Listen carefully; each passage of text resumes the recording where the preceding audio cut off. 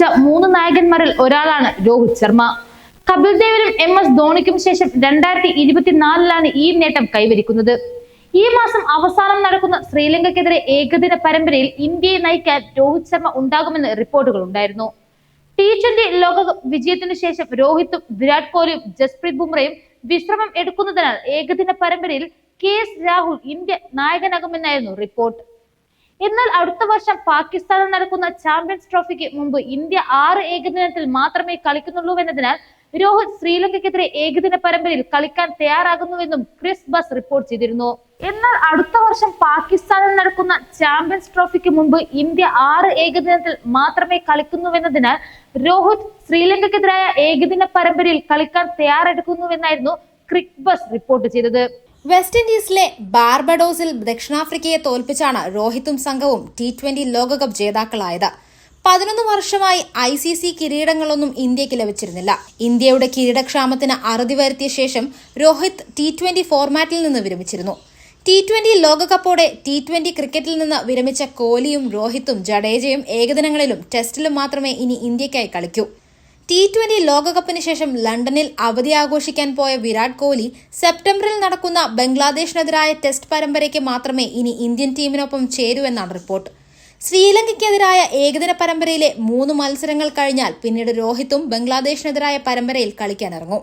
2 പരമ്പരകൾക്കിടയിൽ ആവശ്യത്തിന് സമയമുള്ളതിനാൽ ശ്രീലങ്കയ്ക്കെതിരായ ഏകദിന പരമ്പരയിൽ കളിക്കാൻ രോഹിത് സെലക്ടർമാരെ സന്നദ്ധത അറിയിച്ചിട്ടുണ്ടെന്നാണ് ക്രിക്ക് ബസ് റിപ്പോർട്ടിൽ പറയുന്നത്. അടുത്ത വർഷത്തെ ചാമ്പ്യൻസ് ട്രോഫിയിലും ലോക ടെസ്റ്റ് ചാമ്പ്യൻഷിപ്പ് ഫൈനലിലും രോഹിത് തന്നെയാകും ഇന്ത്യയെ നയിക്കുക എന്ന് BCCI സെക്രട്ടറി ജയ്ഷാ നേരത്തെ വ്യക്തമാക്കിയിരുന്നു.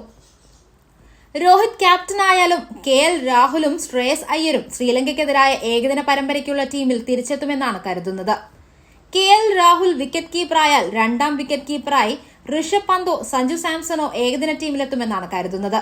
ഇന്ത്യയുടെ കിരീടക്ഷാമത്തിന് അറുതി വരുത്തിയ ശേഷം രോഹിത് T20 ഫോർമാറ്റിൽ നിന്ന് വിരമിച്ചിരുന്നു. ഇതോടെ ഏകദിന ടെസ്റ്റ് ഫോർമാറ്റിൽ രോഹിത് എത്ര കാലം ഉണ്ടാവുമെന്ന സന്ദേഹങ്ങളും ഉയർന്നിരുന്നു. ഇതിന് സൂപ്പർ താരം തന്നെ ഇപ്പോൾ മറുപടിയുമായി എത്തിയിരിക്കുകയാണ്. ടെക്സാസിലെ ഒരു പരിപാടിയിൽ സംബന്ധിക്കുകയായിരുന്ന സദസ്സിൽ നിന്ന് ഒരു ചോദ്യം ഉയർന്നത്. 2027 ഏകദിന ലോകകപ്പിൽ രോഹിത് കളിക്കുമോ എന്നായിരുന്നു സദസ്സിനെ അറിയേണ്ടത്. ഏകദിന ടെസ്റ്റ് ക്രിക്കറ്റിൽ ഉടൻ വിരമിക്കാൻ ഉദ്ദേശിക്കുന്നില്ലെന്ന് വ്യക്തമാക്കുകയായിരുന്നു ഇന്ത്യൻ ക്യാപ്റ്റന്റെ മറുപടി.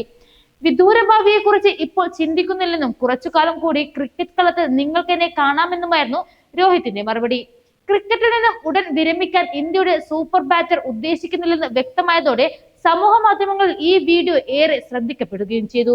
T20 ലോകകപ്പ് 2024 ഫൈനൽ മത്സരത്തിന് ശേഷം നടത്തിയ വാർത്താ സമ്മേളനത്തിൽ അപ്രതീക്ഷിതമായാണ് രോഹിത്തിന്റെ വിരമിക്കൽ പ്രഖ്യാപനം വന്നത്. T20 ലോകകപ്പ് ഫൈനൽ തന്റെ കരിയറിലെ അവസാന മത്സരമാണെന്ന് അദ്ദേഹം പ്രസ്താവിച്ചിരുന്നു. ഏറെക്കാലമായി മനസ്സിൽ കൊണ്ടു നടന്ന വലിയ സ്വപ്നമായിരുന്നു ലോകകപ്പ് കിരീടമെന്നും അദ്ദേഹം പറഞ്ഞു. ലക്ഷ്യം കൈവരിച്ച ഈ മുഹൂർത്തം വിട ചോദിക്കാനുള്ള ഏറ്റവും അനുയോജ്യമായ സമയമാണെന്ന് കരുതുന്നതായും അദ്ദേഹം പറഞ്ഞിരുന്നു.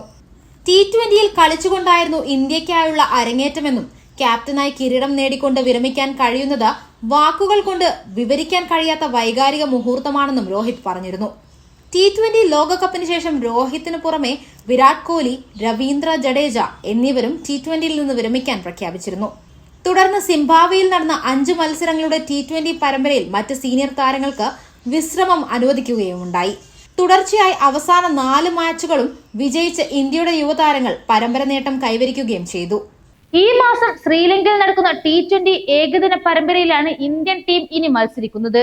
2 ഫോർമാറ്റുകളിൽ നിന്നുള്ള ഇന്ത്യൻ ടീമിനെ ഉടൻ പ്രഖ്യാപിക്കും. ഏകദിന പരമ്പരയിൽ നിന്നും വിട്ടുനിൽക്കാൻ രോഹിത് ഉദ്ദേശിക്കുന്നതായും റിപ്പോർട്ടുകളുണ്ട്. എന്നാൽ പുതിയ കോച്ചായി ചുമതലയേറ്റ ഗൗതം ഗംഭീർ രോഹിത്, വിരാട് കോഹ്ലിയും ടീമിൽ ഉണ്ടാവണമെന്ന് താല്പര്യം പ്രകടിപ്പിക്കുകയും ചെയ്തിരുന്നു. ഏകദിന പരമ്പരയിൽ നയിക്കാൻ രോഹിത് ശർമ്മ വേണമെന്നാണ് മുഖ്യ പരിശീലകൻ ഗൗതം ഗംഭീർ ആവശ്യപ്പെടുന്നത്. ഗംഭീർ പരിശീലകനായ ശേഷമുള്ള ആദ്യ പരമ്പരയാണിത്. അതുകൊണ്ട് തന്നെ ക്യാപ്റ്റനായി രോഹിത് വരണമെന്നാണ് ഗംഭീർ ആവശ്യപ്പെടുന്നത്. കളിക്കാൻ തയ്യാറാണെന്ന് രോഹിത്തും അറിയിച്ചിട്ടുണ്ടെന്നാണ് വിവരം.